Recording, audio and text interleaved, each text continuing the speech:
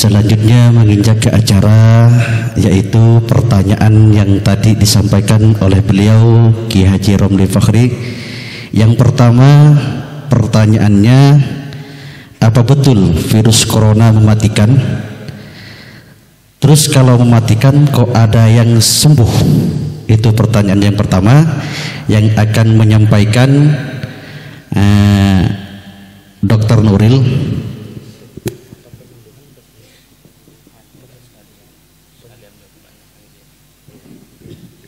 Ya, kepada beliau Dr. Nuril kami persilakan, sekaligus langsung nanti acara sosialisasi dari Dr. Nuril.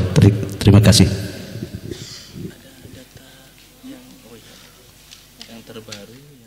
Sekaligus menjawab pertanyaan dari Pak Kiai tadi, apa betul virus corona ini mematikan? Kok ada yang sembuh kayak gitu?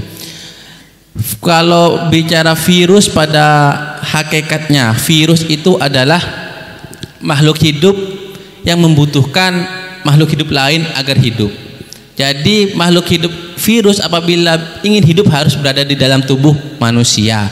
Kalau berada di luar, kayak berada di karpet misalnya, hanya hidup beberapa jam hingga beberapa hari.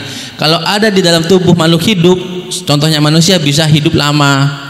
Nah, ketika ada virus masuk, tapi daya yang akan berperang pertama kali itu adalah tubuh kita. Jadi Allah Subhanahu wa Ta'ala sudah menyiapkan suatu tentara yang sangat banyak di dalam tubuh manusia. Namanya sel darah putih. Ada darah merah, ada darah putih. Darah putih ini yang bekerja melawan virus, semua virus. Contohnya, ada orang yang sakit batuk pilek 2 hari tanpa obat sembuh, tanpa obat.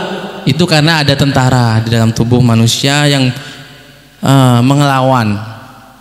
Ada yang sampai berhari-hari tidak sembuh batuk pilek, itu karena mungkin tentaranya sedikit, virusnya banyak. Virus corona juga sama sebenarnya, dibilang mematikan, ya bisa dibilang mematikan. Untuk beberapa kasus tertentu memang mematikan untuk corona. Misalnya pada orang yang sudah sepuh. Orang yang sudah sepuh itu tentara dalam tubuhnya sudah berkurang, daya tahan tubuhnya berkurang, imunitasnya berkurang. Misalnya kalau orang muda itu anggaplah ada 100 tentara dalam badan ini, kalau sudah tua sudah berkurang mungkin 50. Jadi untuk melawan virus yang masuk agak kurang, penyembuhannya kurang bagus. Yang kedua, orang dengan penyakit yang sudah ada penyakitnya, misalnya orang tua lagi, misalnya orang tua sudah ada penyakit diabetes, jantung, ginjal, darah tinggi kayak gitu ya. Jadi tentara di dalam tubuh ini sudah sibuk mikirin penyakitnya sendiri. Saya misalnya bapak sudah tua ya, misalnya udah sibuk, tentaranya mikirin penyakit bapak ini sudah punya diabetes, tentaranya mikirin diabetes, masuk satu lagi virus penyakit, jadi tentaranya sudah sedikit, sudah ditambah sibuk lagi gitu ya. Jadi itu yang menyebabkan kenapa ada orang yang tidak selamat dari corona. Itu karena memang ada penyakit-penyakit penyerta. Kalau orang muda insya Allah tanpa penyakit lain, misalnya insya Allah bisa sembuh 100%, insya Allah sembuh. Tapi yang jadi perhatian, orang muda yang sakit itu juga bisa menularkan.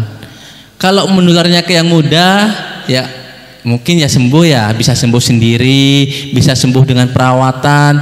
Tapi kalau yang menularkan itu menular ke yang tua, kasihan bapak yang tua, bapak-bapak yang sudah punya penyakit. Nah, itu pentingnya himbauan dari kami agar menjaga jarak. Apabila yang sakit menjaga jarak, berdiam diri di rumah saja kalau bisa, kurang lebih 14 hari waktunya, karena setelah 14 hari kemungkinan virus itu mati sendiri kalau gak ada perburukan. Selama 14 hari tambah sesak, mungkin itu harus ditangani oleh pihak medis kayak gitu. Jadi insya Allah kalau dikatakan mematikan, sama seperti penyakit yang lain, sama seperti penyakit DBD, sama seperti penyakit darah tinggi. Ada yang darah tinggi, ada yang mematikan, ada yang enggak, tergantung situasi dan kondisi dari masing-masing tubuh masing-masing orang yang sakit. Kalau memang sudah ada penyakitnya, ada jantung kayak gitu, ya mungkin itulah yang meningkatkan tingkat keparahan.